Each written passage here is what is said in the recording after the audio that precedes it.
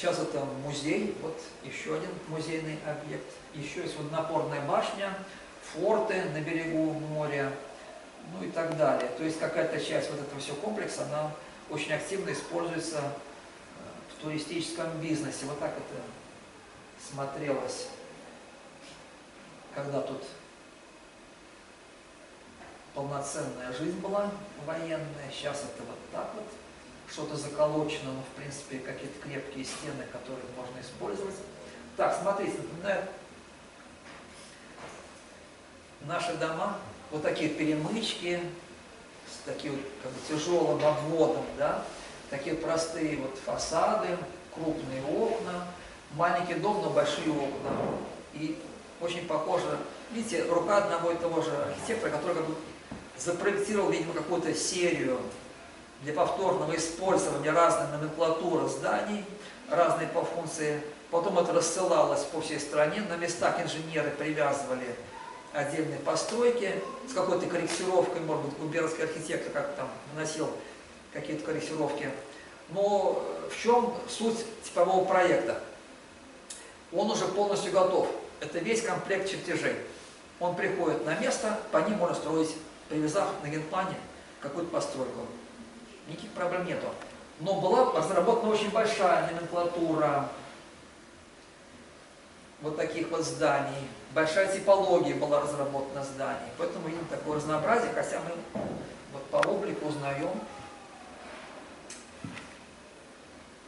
Так, вот что сохранилось. Смотрите, громадный военно-морской Никольский собор. Да? Ну, мы знаем, в Кронштадте есть такой военно-морской собор, громадный, сделанный в таком византийском стиле.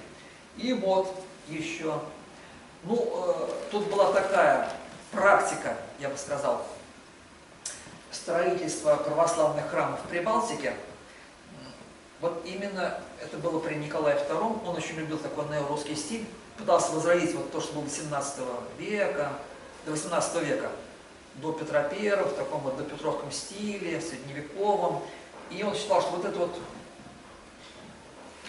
напоминает как раз такой допетровский стиль в зодчестве. И вот вся Прибалтика украшена вот такими вот по архитектуре церквями православными и соборами, и небольшими, и такими громадными. Вот в Риге есть в центре города вот такого типа собор, в Таллине есть вот такого типа собор по архитектуре. Ну и вот тоже вот такой собор, он сохранился. Там вот все вот эти православные соборы, они в хорошем состоянии. И вот такой громадный, представляете, громадный собор, просто центр всего этого городка. Ну, еще пару кадров по этому городу. Дело в том, что это как бы такой уже европейский город, такие европейские подходы ко всему, в том числе к реставрации, к реновации объектов промышленности, которые находятся вот в этой припортовой зоне береговой, на берегу, на набережной, склады, погрузы какие-то, хранилища, они превращаются в такие вот объекты, где люди живут, наслаждаются жизнью, бизнес и так далее. И вот как бы пример вот этой архитектуры вот перед нами. Эта зона расширяется, она уходит из города уже в сторону вот этого военного городка. Мы видим еще несколько лет, и какая-то часть городка будет вот так вот интересно модернизирована. Вот эти вот кирпичные дома, вот они и уже среда совершенно другая, очень благоустроенная, и дома используются, и маленькие кирпичные дома используются, и деревянные дома используются, они восстановлены, такая среда получается, очень приятная. Так, это вот Лиепая, такой город. И еще про один, можно сказать, аналог, и вот такой вот близкий пример, который в это время строился и был известен очень сильно. Это городок военный в Царском Селе. Как известно, Николай II много времени проводил именно в этом городе, пригороде Петербурга, а не в столице. Там у него была резиденция. Вот. И ему требовался такой конвой или охрана большая. Вот. В конце 19 века пришли к выводу, что императора должна быть такая охрана из казаков, такой целый батальон может быть, и вот порядка 400 человек личного состава, офицеры и казаки, они базировались вот в Царском Селе. Вот. И Николай II придумал вот такую архитектуру специфическую для размещения вот этого маленького войска, таким образом, чтобы она не противоречила дворцовой архитектуре ампирной. Вот эти замечательные дворцы, громадные, которые находятся рядом, и чтобы она напоминала, что такое опять древнерусское, Владимира, Суздальское такое, Псковское, Новгородское какое-то такое, с узорами какими-то, с какими-то теремами. Вот он очень любил вот эту вот архитектуру, всю эту ауру.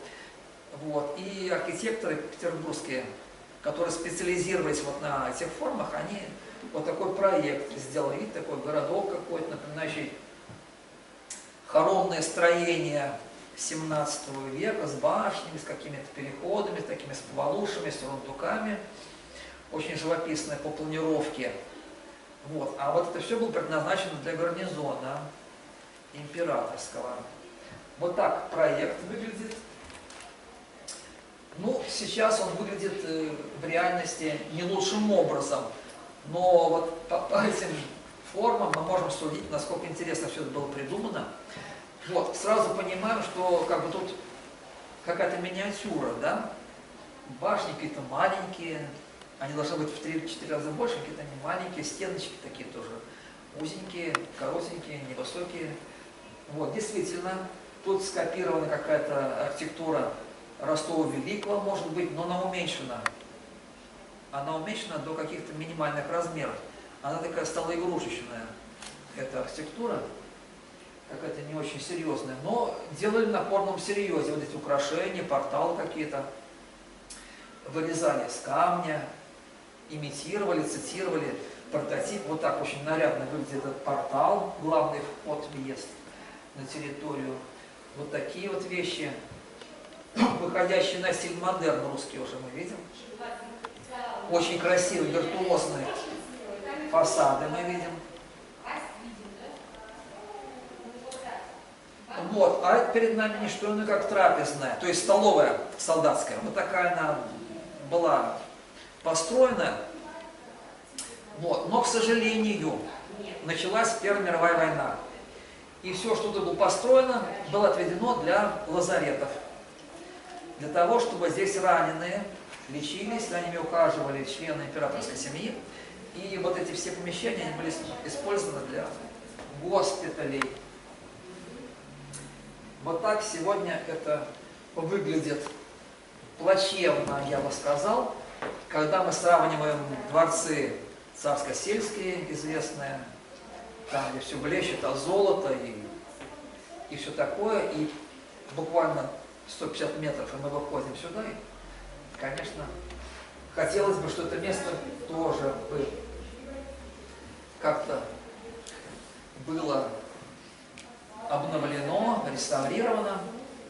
Вот. Ну и пару слов я скажу еще о том, как вот эта архитектура появилась, откуда она взялась.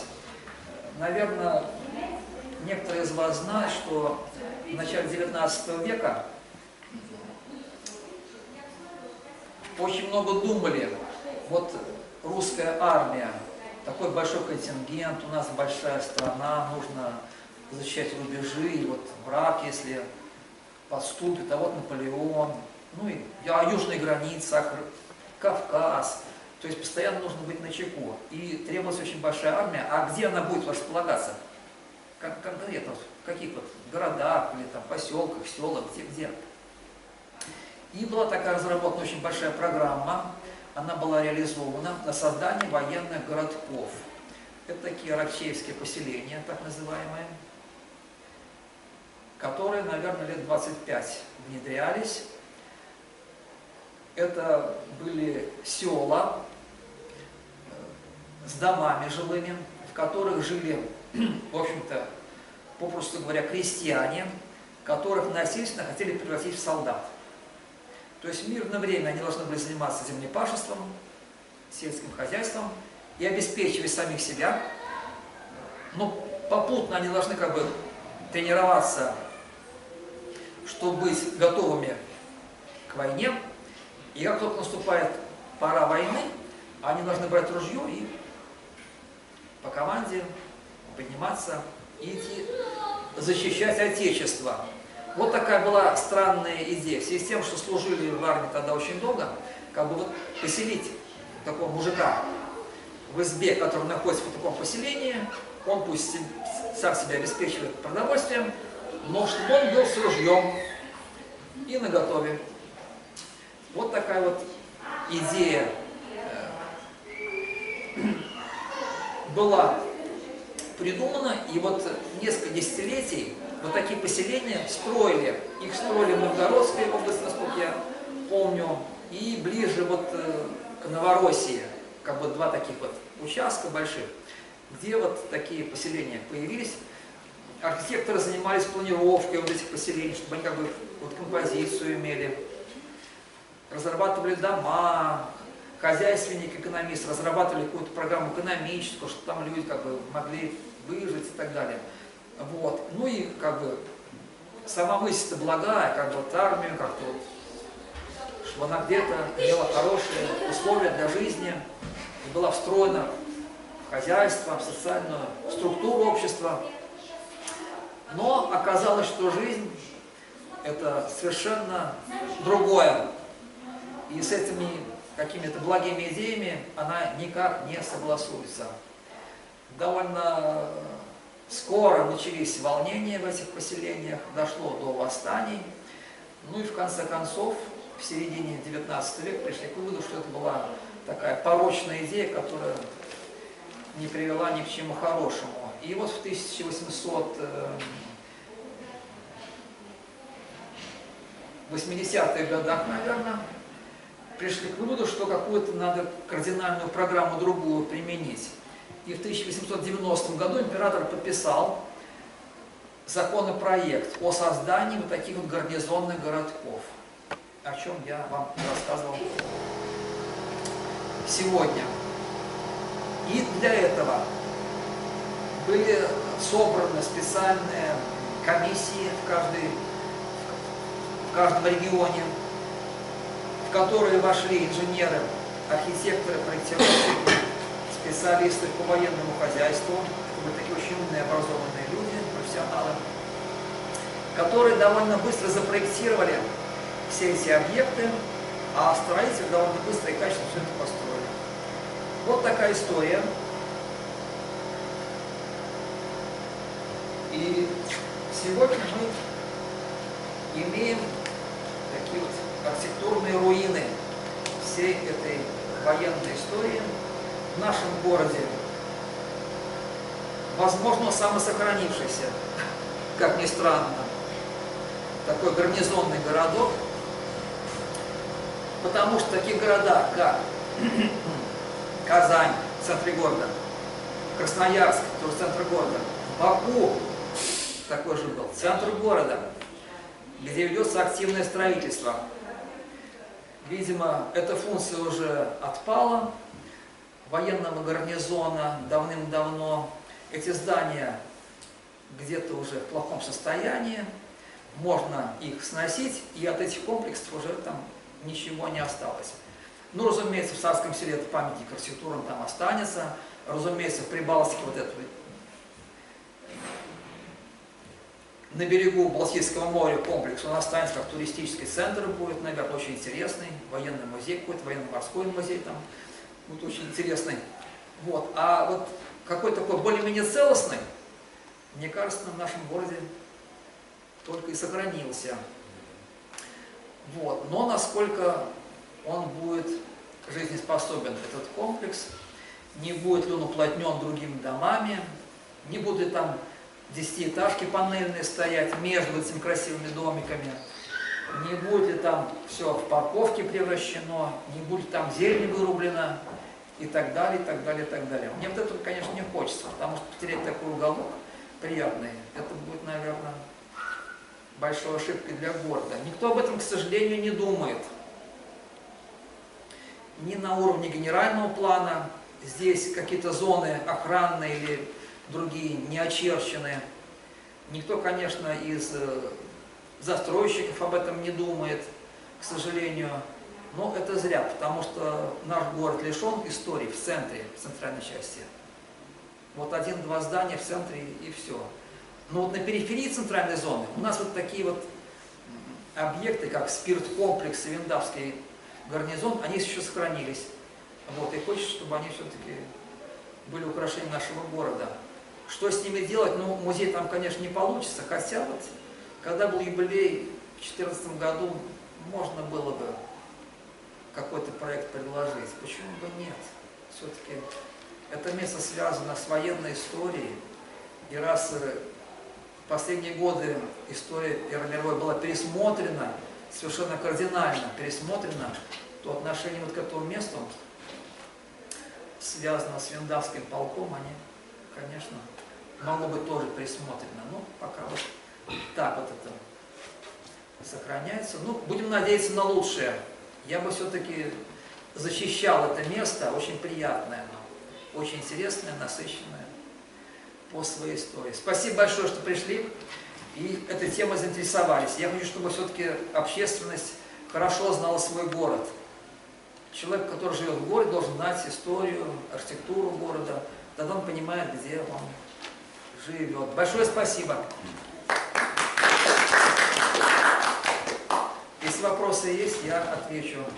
Так, вот наш посетитель, постоянный гость, спросил меня в прошлый раз про одну церковь в Лямберском районе, Евлашево. Да, я вспомнил этот объект. Это небольшая церковь конца 18 века. Она в плохом состоянии, но ее сделал крупный очень московский зодчий. Да, он известен. Вот, сама эта церковь не очень крупная по размерам. И там есть такие очень серьезные обрушения, но этот объект известен, да. А на территории гарнизона успели церковь построить или нет? Ну, сейчас там ничего нет уже. Дело в том, что большая часть закрыта, туда пройти-то нельзя. Ну, разумеется, никаких документов по закрытой части нету. Ну, а Поэтому... музей-то не организовывают там как раз потому, что это же все привезено уже, скорее всего, в индивидуальное жилье, да, и людям тоже некомфортно там будет жить. Ну, я не знаю, кто там сейчас живет, видимо, уже самые разные люди, никакие не военные, никак не связанные, ну и тем более с историей никак не связанные, которые далеки от этого всего. Конечно, да. По-моему, про церковь вы говорили на клирических чтениях. Там был доклад, посвященный вот этому комплексу. И, как я помню, церковь, церковь Алтарь для моления размещалась в столовой. Ну да, это встроенная такая церковь, да, домовая церковь. Это самый, да, это самый такой был дешевый вариант. Не один настоящее здание, а вот такой отсек у здания. Значит, такие встроенные церкви тогда очень популярны были в учебных заведениях. Просто торец здания вот и превращен в такую вот алтарную часть. В лечебных зданиях. Не один настоящий, а как бы продолжение какого-то корпуса. И там такая домовая церковь. Такое было. Тут тоже, скорее всего, такой вариант был. Потому что если была один настоящая церковь, то на фотографиях так бы иначе она бы где-то фигурировала. Кстати, старых фотографий что-то я не нахожу. Этого места, видимо, не снимали до революции, а после революции уже нельзя было снимать, и, к сожалению... Предположительно, это могло быть в личных фотоальбомах офицеров. Да, если наверное. найти какую-нибудь бабушку, которая... Да, наверное, но пока никто не откликнулся. Ну, это надо искать где, непонятно где. Ну, да, непонятно где. Кстати говоря, вот я упомянул в Баку вот это вот, как его, Соляновский военный гарнизон, да? Сколько в интернете воспоминаний парней, которые там служили, куча информации, дембельские альбомы выложены все, фотографии любительские, воспоминания, мемуары про 60-е годы, 70-е, 80-е годы, обмен фотографиями очень активно ведется, хотя другая страна уже. Но люди, которые заинтересованы в какой-то теме, они очень такие открытые. Но вот здесь как-то, да, почему-то никак не получается. Ну, будем искать. Может быть, найдем какой-то материал интересный. чтобы это место все-таки Виктор звучало. Иванович, а вот пороховые склады были, где сейчас кладбище. Пороховые склады, они до революции были или это уже советский период? Это в каком месте? Вот где кладбище Как кладбище? сейчас? А? Ну, старое кладбище. Ну, напротив 5-го кладбища. Вот там поле было раньше. Ну, я думаю, это советское время. Это советские Ну, склады? да. Не относилось сюда? Нет, это далеко уже от До города. революционного периода не Тогда же относились они, да? город заканчивался на улице Бативградской. Вот. И потом были какие-то такие там территории, пустыри, выпасы и тому подобное. И там застройки уже не было никакой. Это, наверное, уже советское время, когда город расширился. Титова, Гагарина и вот до заводской вот этой вот территории дошли. Я думаю, что это время уже более позднее.